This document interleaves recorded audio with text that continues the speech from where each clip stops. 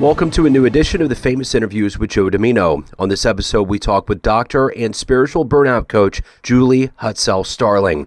She is a doctor of acupuncture and Chinese medicine, certified health coach, soul realignment practitioner, and a yoga teacher. She has worked as an acupuncturist in private practice for over 16 years, and in that time, she dealt with major burnout several times. Each time was successfully worse and more difficult to overcome than the one before. Once she finally got to the root cause of what was causing the burnout, the symptoms disappeared and have stayed away. We get into the full story. Enjoy the interview. Well, hey, thanks for taking a minute out for the show. I appreciate it. Yeah, my pleasure. Before we get into your life, very interesting stuff. I'm curious how you survived the last 2 years during this pandemic and lockdown, how you got through it, and how that time period subsequently not only changed the way that you approach life, but the way that you approach your business. Yeah, well, I survived the last 2 years by going deeply inward. It's actually been a time for tremendous growth and healing for me. And it allowed me the time. So I had a practice, an acupuncture practice that I closed for 6 weeks at the beginning of the lockdown. And that was the first time in my whole life that I hadn't worked. And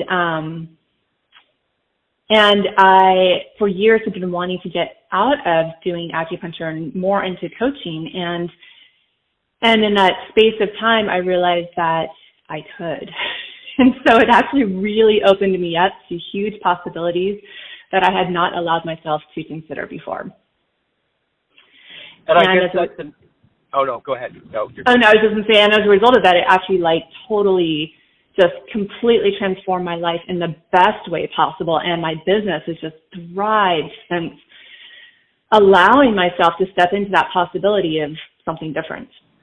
And I guess that's the thing. I'm overwhelmingly hearing people talk about the good things that have happened. I mean, there was a lot that went into this that was negative, but there's a lot of good things. And I think it all depends on how you are when you went into this. If you were someone that was positive and optimistic and tended to see the glass half full, I would think that this would be the time for you, the proverbial you, to find a way to make your life better because of that. Yeah, I think that is probably true on a lot of levels. I'm always kind of in the pursuit of, I don't like the word pursuit anymore, but at the time I was more in the pursuit, and now I'm just in the being, but always about just kind of, just more growth, more understanding of me, and diving deeper into my healing journey. And so the space that I suddenly had to do that was really powerful and transformational for me.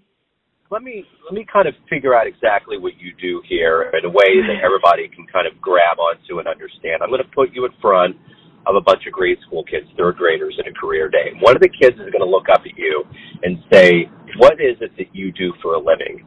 How do you answer that child? I would say that I help people feel better from burnout. So burnout is when people lose just complete motivation and joy for their work and for their lives. And I help people reclaim themselves and refine their joy. So to an older guy like me, how do you explain exactly what you do? How do you kind of add several layers to what is it that you really, I guess more than anything else, what motivates you to do this, and what is it exactly that you want to do? Yeah, so what motivates me is that I struggled with burnout in my practice for many, many, many years. And I had all of these healing tools, and I did all of the things to heal myself, to help myself, and yet the burnout kept coming back, and I didn't understand why I was not feeling joy in my work. And so now that I'm on the other side of that, and I finally got to the understanding of why it was happening, and have made all of the changes to bring me joy every day, basically, I'm so passionate about helping other people find their joy as well, because it is imperative. We are a country of burned out people, and it is possible to feel joy in your day-to-day life on the constant, on like the very normal. It doesn't have to be once in a blue moon type thing. And I'm really passionate about sharing that with people and helping them also find that for themselves. So when you were in the third grade, what did you envision that you were going to become when you grew up? When I was in the third grade, I think I wanted to be a school teacher. Excellent. Are you happy with how everything turned out? Oh my God, yes. Yes. I'm very glad I didn't go into school teaching for many reasons. But yeah, no, I am so happy now with the way things have turned out thus far. So for us to have proper perspective here, and for you to have proper perspective, all of us, let's go back to the beginnings of your life. Talk to me a little bit about where you were born and raised, and there was obviously seeds that were put into you to get into the medical profession and to find this journey that you're on right now and this career change. So talk to me a little bit about how all of these kind of took root and became who you are right now. Yeah, so I grew up in Southern California, and I had my parents divorced when I was very young, and I lived primarily with my mom, and she was an alcoholic.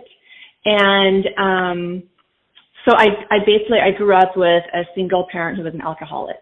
And so I dealt with a lot of physical, mostly emotional, every once in a while physical abuse as well. But I grew up living on eggshells, basically, walking on eggshells. And at the same time, always hoping and wanting acceptance for who I was and love and all of the primal needs that kids have that they want from their parents, right? So that was kind of the background. And so as a result, I didn't grow up with communication skills. I didn't know how to have conversations. All I knew was passive aggressive communication and circular reasoning. And so I had to learn all of that on my own the hard way by seeing what kind of dysfunction I was creating in my relationships. And I got into acupuncture originally because I had chronic pain. I developed repetitive stress injury from using the computer. And so I had really bad tendinitis in my elbow and in my wrist, and then it kind of spread into the other arm, and then I started having diffuse pain throughout my body. And so that was a turning point for me because I had to dramatically decrease my work. I had been planning to do a master's in public health, and I decided to not do that because I realized my body was trying to tell me that being on the computer all the time was maybe not the best thing for me. And so I was looking for other things that I could possibly do with my life. And in the meanwhile, at the time, it was a workers' comp situation. So my doctor, and at this time I was living in San Francisco, and my doctor actually referred me to an acupuncturist, and that is what started helping the pain. It was the only thing I'd done. All of the other things, you name it, I did it: physical therapy, occupational therapy, biofeedback, chiropractic, all these things. And the only thing that started turning around for me was acupuncture. And so that's what planted the seed of, I wonder if I could study that medicine. And I started just kind of learning more about it. And there was a school in the area, so I went there. And anyway, I just started, that's how I ended up in Chinese medicine. Studying acupuncture was my own personal healing experience. And from there, it just launched me onto this trajectory of the healing path for myself, and then also for helping other people. So soon, once I finished the schooling for that and started my private practice, then I soon thereafter decided I wanted to also become a health coach so I'd have more tools to offer people, because I quickly learned that while I loved helping people with the acupuncture, what I really loved more was giving people healing tools that they could use for themselves so that they could actually reclaim the healing powers within them. And so that's really, in a circuitous way, how I ended up here today. I like it. That's a great timeline. So in your life, obviously you needed you needed to have really good people around you. I mean, you were obviously needing that. Who would you have considered a role model or a hero for you that kind of was someone that you would model behavior or just made you get through the times that weren't so good? Yeah, there were pivotal people in my life. I would say the first set was when I was in high school, and that's when it first came to my attention that my mother was an alcoholic. I didn't even know, because if you grow up with something, it's just normal for you, right? So you don't even know. So we would get home from school and we would call my mom at the bar in town to let her know we were home from school. And so one of my friends, this girl who moved into town, we became friends. I think it was my junior year of high school, and she's the one who pointed it out to me. And I was like, oh, I didn't even know that. So that was, and then she and her I ended up working for her family. I lived in a very small town on the coast of California, and it was a tourist town. And so pretty much all of us in high school, we all started working when we were very young in all the different establishments. So I worked with them, and they kind of became my surrogate family. And so they were very pivotal in in the initial kind of awakening of my healing journey. And they definitely got me through a lot of rough times. And then I would say another person was actually a former boyfriend, someone that I dated for a long time. He was really kind of pivotal for me. He's the one who really encouraged me to study Chinese medicine. So he was also really profoundly important. And then my current husband now, we've been together for I think 11 years now. So he's really been such a rock for me. He's encouraged me to explore different avenues in my career. He encouraged me to go out on my own, quit my job as an employee acupuncturist and start my own practice. And he's just kind of been right by my side this whole time and really my cheerleader. So those are the three kind of pivotal people that I can think of off the top of my head. I'm sure there's been more. But. Yeah. So let me ask you this. If you could meet anybody alive on the planet right now, who would you love to meet? Who would you love to talk to? I honestly don't know. And That's fine. That's fine. Well, what about somebody from your past? Is there anybody that's not alive from your past that you would have loved to have talked to? Let's see. I mean, I would love to talk to my mom again now that she's on the other side. And I know by the time she passed, we had a relationship again. And I know she had done kind of a lot of healing towards the end. And so I'd love to talk to her now that she's on the other side, and just because I've done so much healing since her death. She passed away 3 years ago. So I think I'd love to talk to my mom again. Wonderful. Let me ask you about, inspirations like art. What was there a book for you, an album? Was there anything growing up that was very inspirational that you always return to? So let me ask you this. Based on what you've learned and lived in your life, if you have a dream tonight, run into your younger version of yourself, say in your 20s, and you could give that version of yourself a piece of advice based on the wisdom and the avenues you've been down, what would you tell your young version? Oh my gosh, I would tell her, you are perfect as you are. You don't have to keep trying so hard to be someone that you're not, so that you'll be accepted and so that you'll be loved. Just be you. Allow yourself to be you, and also trust yourself. Trust your intuition.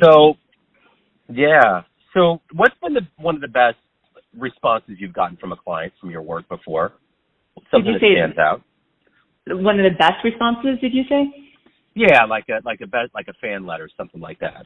Well, I've had many, but there's one that just was recent that came into my mind. That she came in, and we've been working together with the soul alignment coaching to help her. She just knew something wasn't. She just wasn't feeling. she knew she was missing something in life. She just was not feeling complete, and she felt like it was the time to just kind of find herself, if you will. And in the course of that, what has happened is that her relationship with her husband has just blossomed into this whole other thing that she had no expectations for at all. And she sent me this email of just all of these things that he suddenly just said. He wrote her this beautiful Christmas card with all of these beautiful doting things that he's never used to do. And it's been really neat to just watch her surprise and then also just her joy at just seeing how beautifully the relationship is blossoming just from her taking care of herself more and really stepping into who she really is. So everyone out there has a perception of you, an idea of who they think you are, your family, your friends, your clients, but you're the one that lives your life. You have a perception of yourself. Who do you think you are? I'm a deeply passionate and compassionate, super good listener, and I really care about people, and I really strongly desire for people to tap into their own abilities to heal themselves and to know themselves, to trust themselves, because we all have that potential within us, and we've lost it along the way. And that is really kind of my mission, is just to help people find that again. Wonderful. So if anyone out there wants to learn more about you and your services and what you do, Julie, where's the best place for them to go on the web? So my website is drjuliehutsell-Starling.com. And that is the best place to find me. I'm also on Facebook at Julie Hutsell-Starling. Wonderful. Julie, thank you for taking some time out. I really appreciate it opening up, and have a great 2023. Thank you so much, and you as well. Thanks for tuning in to another famous interview with Joe Dimino, where we cover the world of art, literature, business, spirituality, and music from around the globe. If you want to hear more interviews, visit the Famous Interviews with Joe Dimino channel on YouTube and Spotify. Thanks again for listening, and until next time.